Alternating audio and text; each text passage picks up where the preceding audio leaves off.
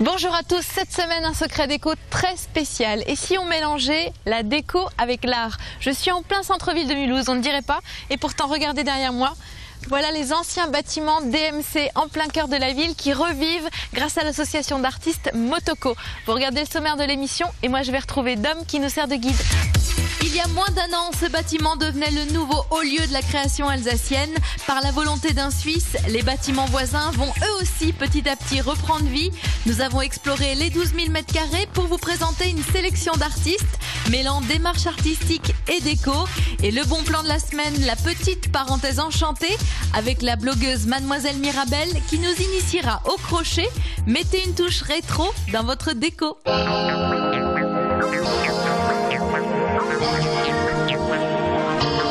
Salut Dom.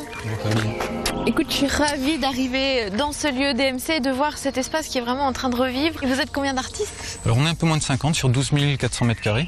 Donc voilà, on se marche pas dessus. C'est bien, c'est confortable. Ouais, c'est pas mal, ouais. Et alors Motoko, ça veut dire quoi? Mort tout comme. Et encore plus à venir. Qu'est-ce que tu as ressenti quand tu es arrivé toi la première fois dans ce bâtiment? Moi j'adore l'histoire de Mulhouse, donc c'est un bâtiment que je connais très bien. Et c'était juste inespéré de pouvoir le réouvrir, de l'investir et surtout d'imaginer une autre vie. Tous les ouvriers ici venaient sous la contrainte et nous on vient par plaisir. Ouais. Mulhouse, qui a porté Mulhouse à l'international, ça a été le tissage. Tout était tissage à l'époque. Quand on disait que la ville c'était la ville sans cheminée, c'est parce qu'il y avait vraiment des manufactures partout. Mais ici, sur 17 hectares, c'est le seul lieu en Europe où il y avait à la fois du tissage. En fait, tous les métiers étaient réunis sur le même site. En fait, donc l'atelier mécanique, c'était tout ce bâtiment-là. Donc au rez-de-chaussée, sur la première partie, c'était tout ce qui était construction. Ici, c'était la forge. Au-dessus, la menuiserie qui fabriquait tout le mobilier pour toute l'usine. Ensuite, des bureaux d'études et encore au-dessus, magasins et ateliers d'outillage.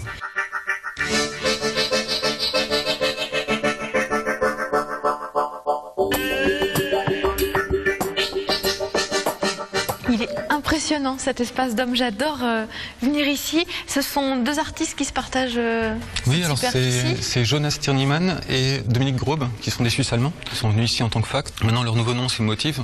Et leur but, c'est de faire de l'événementiel, c'est-à-dire du son, de la vidéo, de la musique, du design. Ils étaient là dès le départ. Ils sont venus tout de suite avec beaucoup de matériel, beaucoup de récupération. Ça, j'adore. Et ils ont décidé de faire un vortex. Donc c'est eux, ils travaillent avec Gérard Dumora, par exemple, sur tout ce tissage de lingettes de bébé. C'est la lingette de bébé. C'est de la lingette de bébé, oui. Et Gérard Dumora est juste à côté. Oui. Alors il n'est pas là aujourd'hui, mais on va quand même jeter un coup d'œil sur son atelier. Ouais. Hein. Donc voilà les coulisses de création des fameux trendy top de Gérard Dumora. En fait, c'est vraiment, on est dans l'upcycling. Hein. Il réutilise ces barils, hein, c'est ça?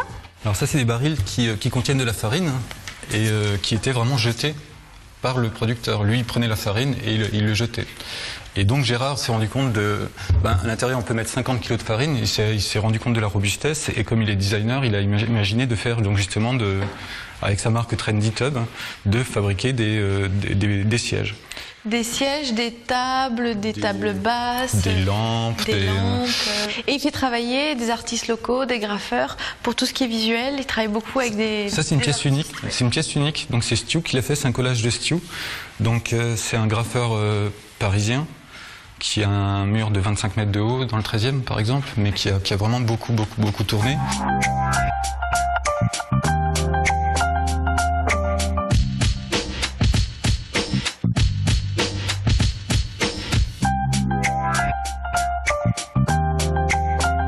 Coucou Clémence.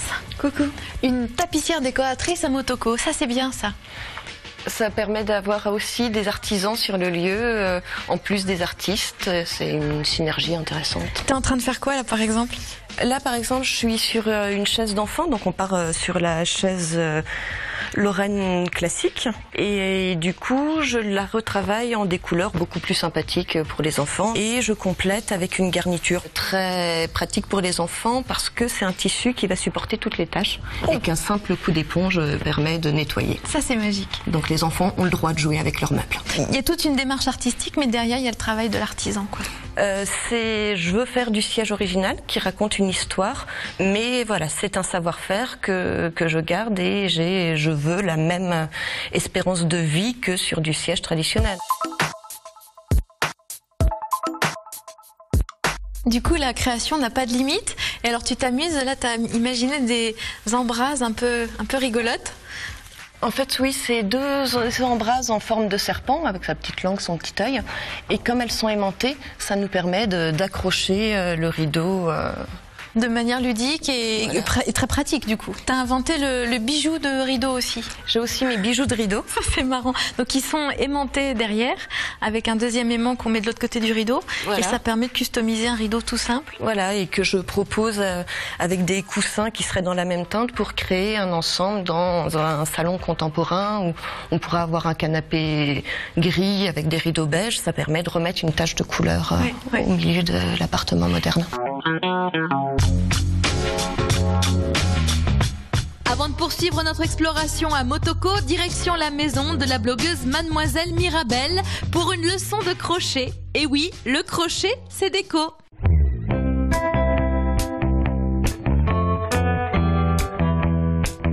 Il y a un côté très rétro et des fois très moderne. Mais c'est vrai que selon les couleurs qu'on choisit ou les modèles qu'on choisit, on tombe facilement dans le rétro, mais ça revient à la mode. Et si l'intérieur est moderne, s'il y a une petite touche de rétro, c'est sympa.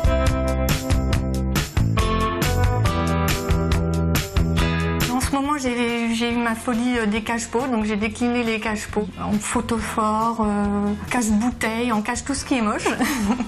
Et puis sinon, en coussin, j'aime bien faire des petits animaux improbables. Et puis j'ai toute une série de cactus de toute taille, de champignons aussi de toute taille, du tout petit mini rikiki aux champignons démesurés. Si vous voulez, je vais vous montrer une technique de base qui vous permet de réaliser un cache-pot ou un photophore. Il nous faut une pelote de fil. Moi, je trouve ce qui est assez sympa, c'est des fils coton et surtout des fils qui se séparent pas trop. Et sur la pelote, quand vous l'achetez, il y a indiqué un numéro d'aiguille ou de crochet. Et donc, il faut acheter ou avoir le crochet associé à la taille de votre fil. Et une boîte de conserve à recouvrir. Pour démarrer, on commence par un nœud coulant. Donc, un nœud coulant tout simple, traditionnel. Et après, on commence à faire ce qu'on appelle des mailles chaînettes ou mailles en l'air. Donc là, on va rentrer dans le nœud coulant qu'on a fait, récupérer le fil et le ressortir au travers du nœud coulant.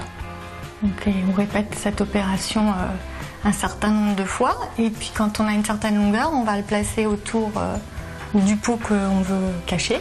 Et puis on va regarder si ça suffit à faire le tour. Et puis on adapte le nombre de mailles en fonction de ça.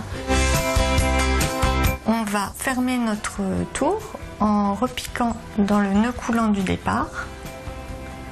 À ce moment-là, on attrape le fil, on le passe à travers cette maille, puis à travers la maille qui était restée sur le crochet pour n'avoir plus qu'une seule boucle et un tour complet fermé. Donc là, pour démarrer le nouveau rang, on va refaire juste une maille chaînette ou une maille en l'air en la passant dans la boucle comme le rang précédent et on va attaquer les mailles serrées. Alors la maille serrée, on pique dans la boucle du rang précédent, on sort le fil et au lieu de le passer directement dans la maille qui est sur le crochet, on reprend le fil et on le passe à travers les deux mailles. Donc je pique dans la boucle du rang précédent, je prends le fil et au lieu de le passer directement, je le laisse sur le crochet et je reprends le fil pour le passer à travers les deux boucles. Alors, le crochet, c'est quelque chose de facile à manipuler. Une fois qu'on a quelques bases, on a plein de possibilités. Il faut être persévérant. Et puis il faut surtout aimer ce que tu fais. Il ne faut pas le faire juste pour le résultat final, il faut aussi le faire parce que ça te plaît de le faire, parce que sinon t'es vite découragé. Retrouvez toutes les créations de Mademoiselle Mirabelle sur son blog. Quant à nous, retour à Mulhouse pour la suite de la visite à Motoko.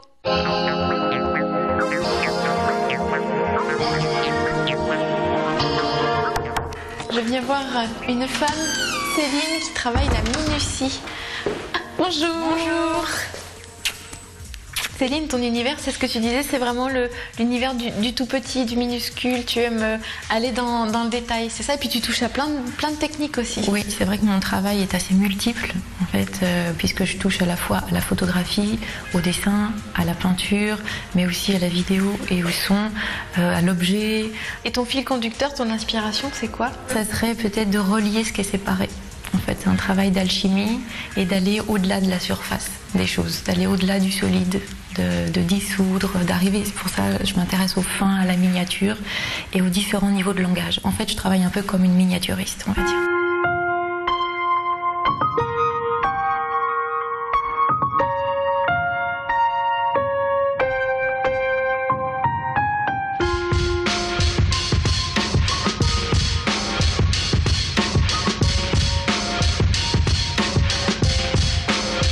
Alors ça, il n'y a bien qu'à Motoko qu'on peut le voir. Coucou Anne-Marie. Bonjour Caroline. Tu es en train de tricoter du câble électrique, c'est bien ça? Exactement, c'est ce que je suis en train de faire. C'est des morceaux de câble que j'ai récupérés et que j'assemble avec du scotch, ce qui me fait un très très grand fil que je suis en train de tricoter. D'une manière générale, tu travailles avec des objets, tu récupères des objets.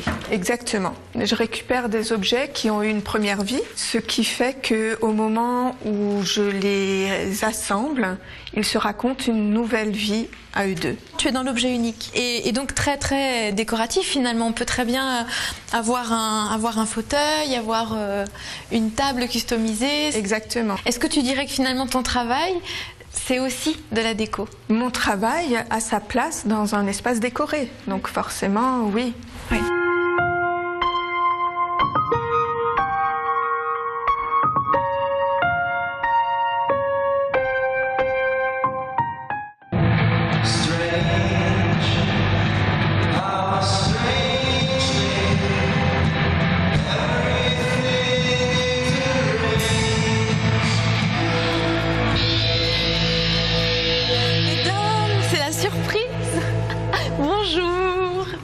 Ah bah dis donc, il y en a de l'animation.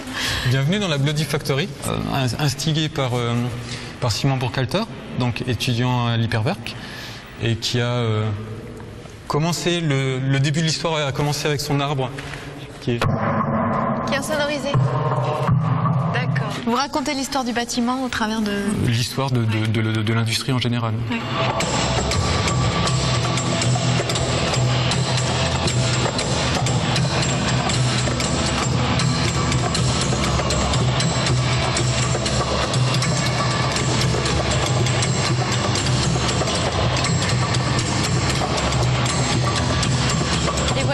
Idéal finalement pour finir l'émission. Dom, on a de la chance, on est sur les toits. On n'a pas fini de venir du côté de Motoko. Vous pouvez venir tous les premiers dimanches du mois, c'est ça? C'est bien ça, oui. Tout est ouvert, les portes sont ouvertes et il y a une bonne ambiance. Il y a une très bonne ambiance, on peut y déjeuner et chaque artiste vient amener ses œuvres. On peut vraiment échanger et voir un petit peu le potentiel de ce lieu assez magique. Merci Dom pour la visite. Et bien à très bientôt. L'émission Secret Déco spéciale Motoko se termine. Revoyez-la sur le site internet alsace20.tv. Il y a aussi le blog secretdeco.blogspot.fr. J'ai noté toutes les bonnes adresses. On se retrouve la semaine prochaine. Je compte sur vous. Salut.